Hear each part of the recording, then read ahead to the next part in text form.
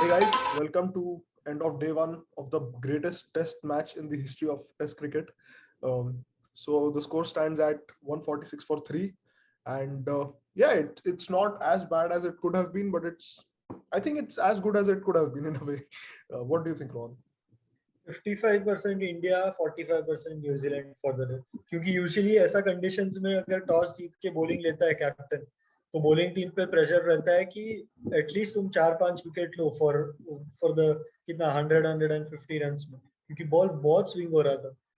और जिस तरह रोहित गिल खेले, कमेंडेबल। मैं कभी सोचा नहीं था कि इंग्लैंड इंग्लैंड में ड्यूक्स बॉल के साथ ऐसा कंडीशंस में इंडियन ओपनर्स 20 ओवर विकेट नहीं देंगे। रेयर ओकेशन था ये। वो तो वो काफी वो, अच्छा था वो। वो तुझे 20 ओवर क्या विकेट लगता है? नहीं देना और 20 ओवर में अच्छा रन मारना, सब पुजारा भाई ने आगे सेटल कर दिया स्कोर। 0 of 35, मस्त आके आराम से बैठ के गया है भाई अपना। क्या लगता है वो इनिंग्स के बारे में? काफी अभी सोशल मीडिया चार्टर पे काफी डिबेट है कि वो इनिंग्स का कितना वैल्यू है। तू तेरा पॉइंट दे, फिर मेरे पॉइंट्स देता हूँ मैं। नहीं, मुझे लगता है आज के लिए ठीक ही था, क्योंकि कोई भी बैट्समैन फ्री फ्लोइंग ऐसा अच्छे से खेल नहीं, रन स्कोरिंग अच्छे से कर नहीं पा रहा था।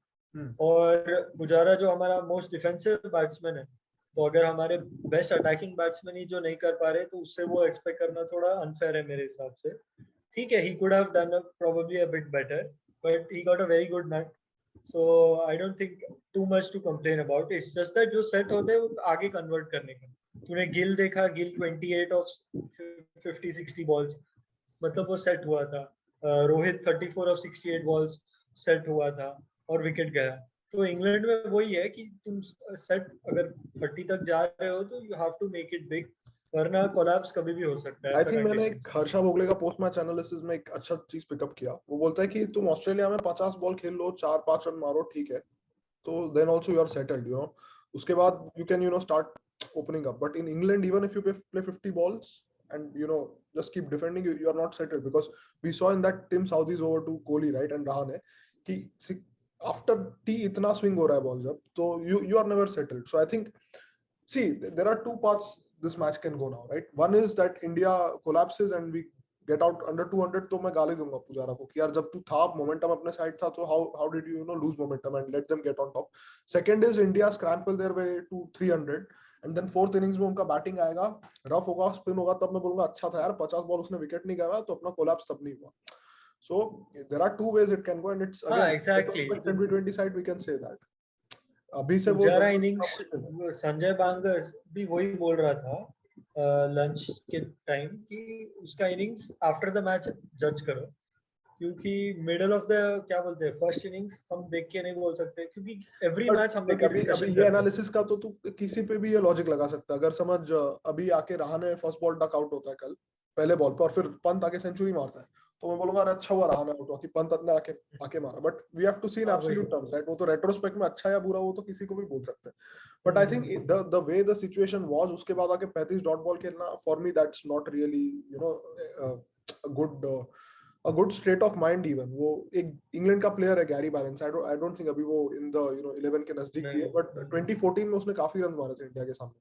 पर वो जब भी बॉलिंग उसके बाद बैटिंग करने आता था ना, तो ऐसा लगता था बॉलिंग क्या हो रही है, मतलब अनप्लेएबल है. बट वो एक्चुअली सिर्फ ये बैट्समैन का इशू था, वो आके 50-50 डॉट खेल के जाता था ऐसे जैसे ये खेल रहा है पुजारा. सो आई पर थिंक वो जो बैटिंग कर रहा था ना, वो ट्रिकी टाइम्स था, क्योंकि जस्ट विकेट गिरा था रोहित का। फिर वो 10 बॉल खेला, जब भी गिल आउट आएगा हो वो गया। जस्ट विकेट गिरा ही होगा ना. उसके पहले हाँ, तो नहीं, मतलब उसके तुरंत बाद भी गिरा ना, तो वापस उसको तभी रीसेटल तभी भी होना वो पड़ा। 15 बॉल खेल चुका था, राइट, जब गिल आउट हुआ. हाँ, तो हाँ, ऐसा नहीं और कि फिर वो वापस जीरो पे लंच था था ना पहले. 10 मिनट में। स्टिल मैन, आई मीन, सी, हाँ, 8 ऑफ 53। तू 8 ऑफ क्या 53 इज बोल। Not my issue, 0 of 35 is my issue. वो 35 बॉल पे तुम 6 मेडन लगातार खेल रहे हो, एक एंड होल्ड करके खड़ा है, जब you can take the game away. 64 no, 64-1 पे यू उनका कैन फर्स्ट मेडन ओवर ही stop the time. 16th over आया। एक जब तब तक एक मेडन नहीं था। पुजारा उसके बाद आया तो दिया रहेगा अच्छा खासा मेडन. बट सी, पर इट्स नहीं, again, overall I think second innings में he might well prove me very wrong and be the match winner we want. So we know he's capable, there's no doubt about it, I think. But off late I think people have figured out कि उसके scoring areas किधर है. Square of the wicket है, short and wide पे लेता है वो, on the pads लेता है, good length, fourth fifth stump नहीं, वो कुछ करता ही नहीं, और वही वो लोग डालते रहते हैं. तो I think he needs some recalibration in his batting. 6 test match है तो देखते हैं, तब तक शायद कुछ हो जाएगा. Yeah. Okay, so moving on, I think दो लोग जो अपने को चाहिए ऐसे सिचुएशन में in such a big match, in a tricky pitch, in a match where the bowling lineup is consisting of completely. Will always be on top, to be honest. Yeah, so the two people we want, or we would have wanted to be on the pitch on the second day or the third day in this case, is Virat and Rahane. I would say best two people to handle this situation are there. अपने पास equipment है, अपने पास basically ammunition है. Now we just have to make sure we don't lose it from there. What do you think? देख, ये बहुत tricky period है. अगर हम यहाँ से कोलैप्स होके under anything under 250 will be a failure. We will lose if the match, if it does not rain. 250 275 तक तो यहाँ से मिनिमम जाना है. 275 फाइटिंग है, but 150 146 for 3 you have to score 300 in my opinion. One of them has to go big. Go, if century नहीं आ रहा है तो 80-80 बना लो, ऐसा कुछ कर लो.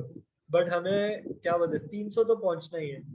I think you said 275 is a fighting score. I would say 275 is a winning score. Dude, तूने pitch पे the amount of hurt, did you see the amount of rough that's already created? ये damn conditions और वो 4 fast bowlers के spikes ने इतना सारा rough create किया है. अगर 4th innings में उनको 130 भी chase करना पड़ा ना, अपने easy नहीं है अश्विन और जडेजा के सामने. बट यार तू 146 for 3 से 270 ऑल आउट हो रहा है, मतलब. See, abhi, that is a very possible thing. If Kohli and Rahane go cheaply, then I mean, I love Rishabh Pant, but I don't know. You know, he's either here or there.